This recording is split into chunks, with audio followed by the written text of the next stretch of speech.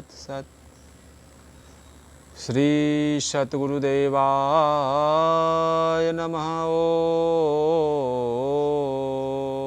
श्री सतगुरुदेवाय नमः। श्री सीतारामचंद्राय नमः। श्री सीतारामचंद्राय नमः।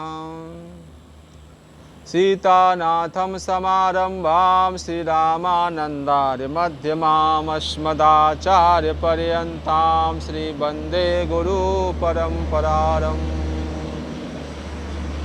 श्री गुरु महिमा को कहति उच्च मुकाम, ताते गुरुपद को करूं बार बार प्रणाम। ओम श्री सतगुरुदेवाय नमो नमः। सब संत महापुरुषों जी के पावन चरणों में कोटि कोटि नमन बंदन एवं समस्त संत भक्तों गुरु भाई माता जी के चरणों में कोटि कोटि दंडवत प्रणाम स्वीकार हो। आज भक्त भगवान चरितावली से कथा लिखे हैं सदगुरु भगवान परमहंस श्री बड़े महाराज जी गोकुल भवन से अयोध्या धाम। नादिर गुलाब सिंह भक्त भगवान चरितावली से कथा है। अरसा हो गया 300 साल। एक नादिर गुलाब सिंह उन्नाव में हमारे भक्त थे, उन्नाव जिला में बड़े महाराज जी के। उनके छोटे भाई की उम्र 32 की थी, पुलिस में थे। या हम भूल गए कि कहाँ पर थे। आपस में झगड़ा हो गया। इधर 3 आदमी थे, उधर 7 आदमी थे। इधर के तीनों ने बंदूक से 7 को मार दिया। तीनों जेल गए। गुलाब सिंह हमारे पास आए, हाल कहा। हमने कहा उनसे, बड़े महाराज जी ने कहा उनसे, हमने कहा उनसे कह देना 11 पाठ हनुमान चालीसा के मन लगाकर करें। हनुमान जी प्रकट हों तो कुछ न मांगे। देवता सब जानते हैं मन का हाल। 15 दिन पाठ किया, हनुमान जी प्रकट हुए। कहा क्या चाहते हो? तो कहा अगर हमने आपका पाठ मन लगाकर किया और आप प्रकट हुए तो हमें राम जी के पास भेज दो, हम यही चाहते हैं। तो हनुमान जी अंतर हो गए, कुछ बोले नहीं। इनको ऐसा ज्ञान हो गया कि माता पिता भाई और सब देखने गए। भाई से हाल बताया तो भाई ने कहा तुमने क्या मांग लिया? तो कहा हमने बहुत अच्छा मांगा, बड़ा पाप किया था। अगर छूट मांगते तो और पाप करते। बयान दे दिया था कि हमने मारा है, यह 2 आदमी नहीं मारे हैं। भाई ने कहा यह बात तुमने गलत कहा। तो बोला किसी की जीविका जीव जाता हो तो झूठ बोलने में हानि नहीं है। किसी की जीविका या जीव जाता हो तो झूठ बोलने में हानि नहीं है। फिर इनके खेती भी नहीं है, नौकरी से बाल बच्चे सब घर के बसर करते हैं। हमारे यहाँ तो खेती है, खाने पीने की तकलीफ नहीं है। गुलाब सिंह चुप हो गए। फांसी पर गए जहाँ सिविल सर्जन जेलर फांसी लगाने वाला रहता है, जेलर फांसी लगाने वाला रहता है। फांसी लगाई गई तो पता न चला कि कैसे शरीर छूटा। बहुत लोगों को तकलीफ होती है। फांसी लगाने पर गर्दन फूल जाती है, आंखें निकल आती है, फटकते हैं, कुछ न हुआ। जेलर और अंग्रेज सिविल सर्जन चुप हो गए। ऐसी फांसी किसी ने कभी नहीं देखी। वह 2 आदमी छूट गए। ऐसी हनुमान जी ने लीला की, उसे राम धाम भेज दिया। गुलाब सिंह आए, हमसे सब हाल बताया और हनुमान जी के जप पाठ में लग गए, खूब भजन किए। अगली कथा है श्री झंझू शाह जी का उपदेश।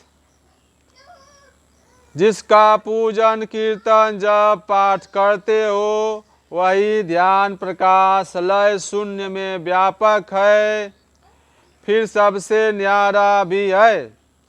तुम सबसे अपने को नीचा मानकर दिन नहीं बनते हो, तब शांति संतोष कैसे हो? जब तन मन से जुट जाओ तब प्रेम आ जाएगा, किवाड़ खुल जाए। निर्गुण और सरगुण का बोध हो जाए। वाक्य ज्ञान में प्राण नहीं है। उपदेश ऊपर के देश का करते हैं, इससे जनता इकट्ठा होती है, तुम्हारी तारीफ करती है, तुम खुश होते हो। तुम्हारा करा धरा चोरों से कहकर माया छिना लेती है। अगर तुम्हारी कोई बुराई करता है तो तुम नाखुश होते हो। तब भी चोर सब लूट लेते हैं। यह तो भूसा का पछोड़ना है, सूप में धरकर पछोड़ने से सब उड़ जाता है।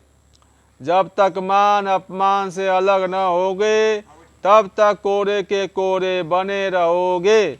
अंत में जमगढ़ जमपुरी में तुमको कल्पों भोग भोगावेंगे।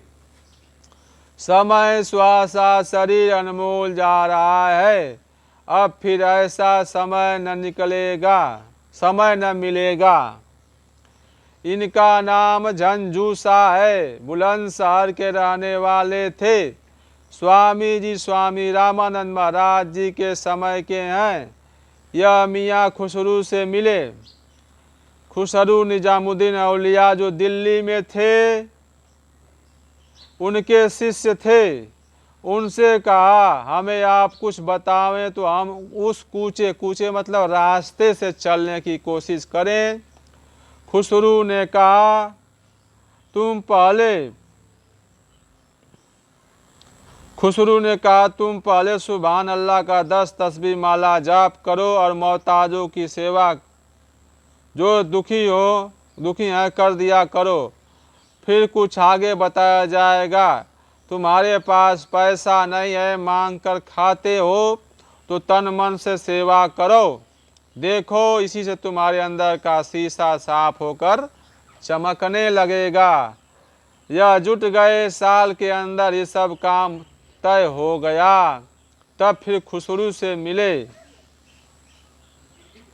हाल बताया। खुसरू ने कहा अब हम क्या बतावें, सब कुछ तुमने हासिल कर लिया, खुदा की तुम पर बड़ी मेहरबानी है। फिर यह चल दिए, जहाँ मौज हो वहाँ बैठे लेटे या घूमे। भगवान ने एक दिन प्रकट होकर कहा तुमको हम अजर अमर कर दिया। 12 वर्ष के हो गए, भूख प्यास निद सब शांत हो गई। हरिओम तत्सत। हरिओम तत्सत। अगली कथा है हरिओम तत्। रुक जा, और एक कथा कहेंगे अभी। अगली कथा है पंडित भगवत दास जी लखनऊ। यह पंडित राम किशोर दास और बांके बिहारी के मित्र थे। हम तो हमारे पास आया करते थे बड़े महाराज जी के पास। अरसा लगभग 40 साल लगभग सन 1935 का हुआ होगा। वे रामायण के प्रेमी थे। साल में एक बार रामायण का जुलूस निकालते, हजारों आदमी संग लेकर खूब खर्च करते थे। एक दिन अपना हाल हमसे बताने लगे। कहा हमारे मन में यह आया कि आज हम 11 बजे रात में 2 सुई लेकर बैठेंगे। अगर भगवान न मिले तो दोनों आँखों में सुई भोंक लेंगे। ठीक 12 बजे घड़ी धरी थी। हमने सुई उठाकर एक एक दोनों हाथों में ले ली और आँखों में भौंकना चाहा। बस भगवान प्रकट होकर गोद में बैठा लिया। 2 घंटे गोद में बैठारे रहे। हमसे कहा क्या चाहते हो। हमने कहा यह सड़क पास की। हमने बहुत कोशिश किया परंतु छिड़की नहीं गई। भगवान जी ने कहा कल से छिड़की जाएगी। हमने संसारी 5 बातें मांगा, सब दिया, तब से फिर दर्शन न हुए। भगवान जी ने कहा तुम्हारी जो इच्छा थी पूर्ण हो गई, तुम्हारी गति अच्छी हमने कहा, बड़े महाराज जी ने कहा, तुम्हारी जो इच्छा थी पूर्ण हो गई, तुम्हारी गति अच्छी होगी। तुम भगवान की गोद में 2 घंटे बैठे रहे, 4 वैकुंठ है, किसी में भेज देंगे, वहाँ का हिसाब पक्का है। शायद 80 के ऊपर शरीर छूटा है, जब यहाँ आते थे तो 60 के अंदाज के थे। श्री बड़े महाराज जी की भविष्यवाणी है, आगे समय बहुत खराब आ रहा है, प्रजा बहुत मरेगी, मीलों दूर चिराग दिखाई देगा, जमीन खेती की बहुत होंगी किंतु खेती करने वाले बहुत कम होंगे, आबादी का 2/3 भाग नष्ट हो जाएगा, 1000 वर्ष के लिए सतयुग की अंतर्दशा प्रारंभ होगी, हिंदुस्तान अखंड हो जाएगा, सारे विश्व में इसका धर्म ध्वजा फहराएगा। हरिओम तत्सत। श्री सीताराम चंद्राय नमः। ओम तत्सत। श्री गुरुदेव भगवान की जय।